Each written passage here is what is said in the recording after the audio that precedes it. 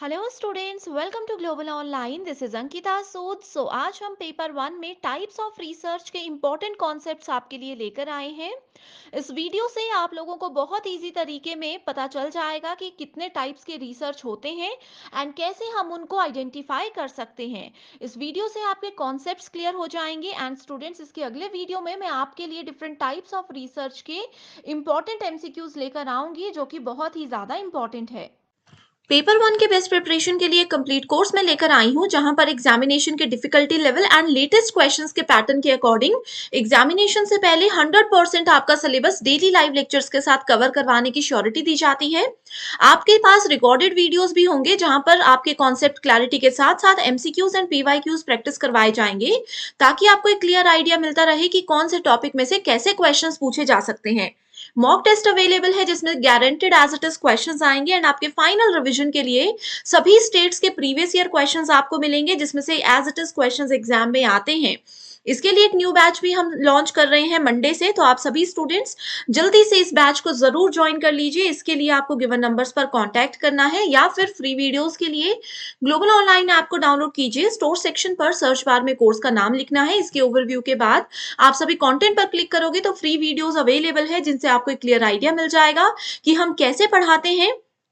Detailed course आपको मिल जाएगा, जहां पर हर एक यूनिट के सेपरेट फोल्डर्स हैं, जिससे आपको ये हेल्प हो जाएगी कि आप चाहो तो किसी भी यूनिट से अपनी तैयारी शुरू कर सकते हो। दोनों लैंग्वेजेस में आपको मॉक टेस्ट मिल जाते हैं। तो स्टूडेंट्स, ये बेस्ट प्रिपरेशन प्लान है। इसके अलावा बाहर से आपको कुछ भी कहीं से भी पढ़ने की जरूरत नहीं है। प्रीवियस ईयर क्वेश्चंस के आंसर्स, वीडियो लेक्चर्स और ट्रिक्स के साथ यहाँ पर हर एक चीज आपको प्रोवाइड करवाई जाती है।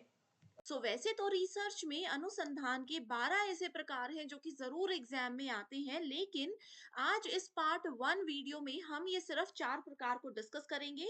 और अगर आपके ये प्रकार क्लियर हो जाते हैं तो ही आगे के इंपॉर्टेंट टाइप्स आप आसानी से समझ पाओगे। तो सबसे पहले देखेंगे फंडामेंटल रिसर्च, यानी कि मौलिक अनुसंधान। इसके दो नाम और होते हैं, इसको आप बेसिक रिसर्च या फिर प्योर रिसर्च यानी कि शुद्ध शोध के नाम से भी जान सकते हो। अब कभी भी एक एस्पिरेंट या कोई भी एक पर्सन अपना नॉलेज बढ़ाने के लिए रिसर्च करते हैं या अपना नॉलेज बढ़ाने के लिए कोई बुक पढ़ रहे होते हैं, उसको हम हमेशा मौलिक अनुसंधान में कंसिडर करते हैं। एक एग्जाम्पल लेते हैं। मान लीजिए आपने कोई बुक पढ़ी जो कि आपके नेट सेट एग्जाम से रिलेटेड नहीं है। आपने ये बुक पढ़ी सिर्फ और सिर्फ अपना नॉलेज बढ़ाने के लिए। आपको पता है कि ये नॉलेज आपका हो सकता है रियल लाइफ में कहीं भी आगे इस्तेमाल ना हो, कोई पेपर में नहीं आने वाला। आपने ये नॉलेज आगे किसी को नहीं देना है, बट सिर्फ आप अपनी सेटिस्फेक्शन के लिए जो रिसर्च करते हो या जो नॉलेज गेन करते हो, उसको हम मौलिक अनुसंधान में कंसिडर करते हैं। ओके।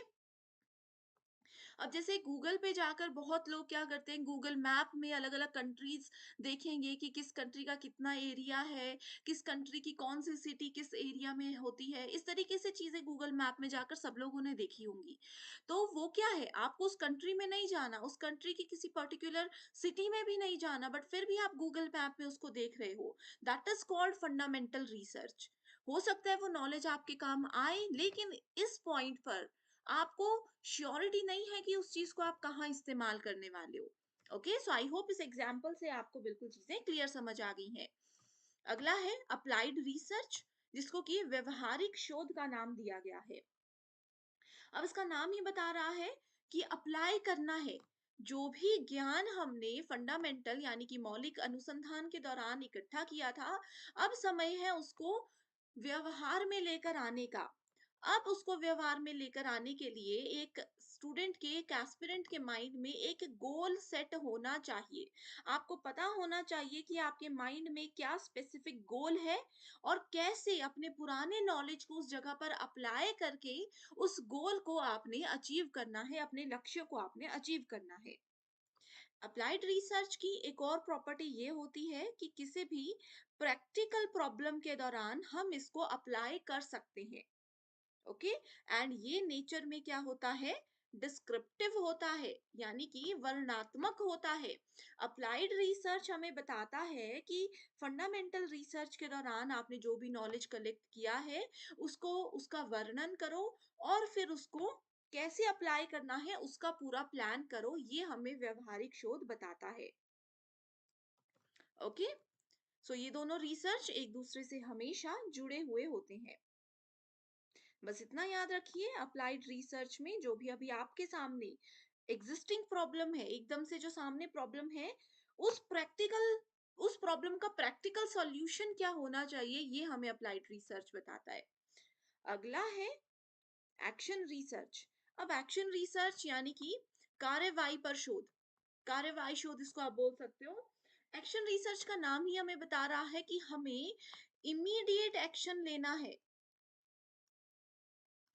कोई जगह ऐसी होती है ना, कोई प्रॉब्लम ऐसी होती है जहां पर हमें सोच विचार करने का समय नहीं होता, हमें एकदम से एक्शन ले लेना होता है। जैसे कि मान लीजिए हॉस्पिटल में कोई पेशेंट है, वो बहुत क्रिटिकल कंडीशन में है एंड उनके आसपास फिलहाल इस टाइम पर कोई भी नहीं है कि हम उनके फैमिली मेंबर से पूछ सके कि क्या हम इनको ऑपरेट कर सकते हैं।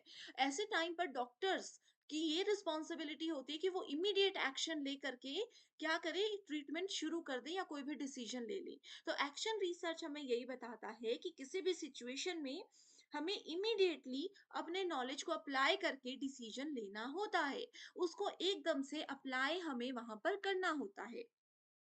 ओके, सो इसकी प्रॉपर्टी ही हमें ये बताती है कि इमीडिएसी ऑफ इट्स एप्लीकेशन, जो नॉलेज था उसको अप्लाई करने की तरीके हमें पता है, लेकिन इमीडिएटली उसको एक्शन में लेकर आना हमें एक्शन रिसर्च बताता है। तो स्कूल मैनेजमेंट और हॉस्पिटल मैनेजमेंट इसका एक बेस्ट एग्जाम्पल है। अगला टाइप है डिस्क्रिप्टिव रिसर्च, यानी कि वर्णनात्मक अनुसंधान।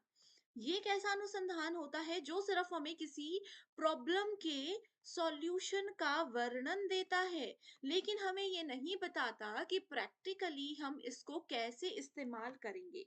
ओके, सो डिस्क्रिप्टिव रिसर्च हमें बताता है कि एक सिस्टम के साथ एक सिचुएशन को ध्यान में रखते हुए कैसे चीज को अप्लाई करना है।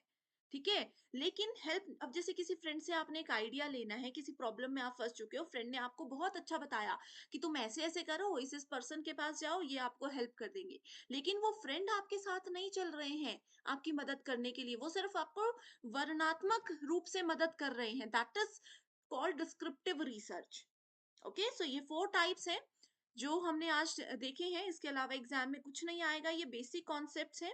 एंड इन्हीं 4 types are related 5 important MCQs already मैं ग्लोबल ऑनलाइन ऐप में डाउन अपलोड कर चुकी हूँ, आप उसको जरूर जाकर देख सकते हो। So thank you so much everyone for watching this video and I wish you all the very best.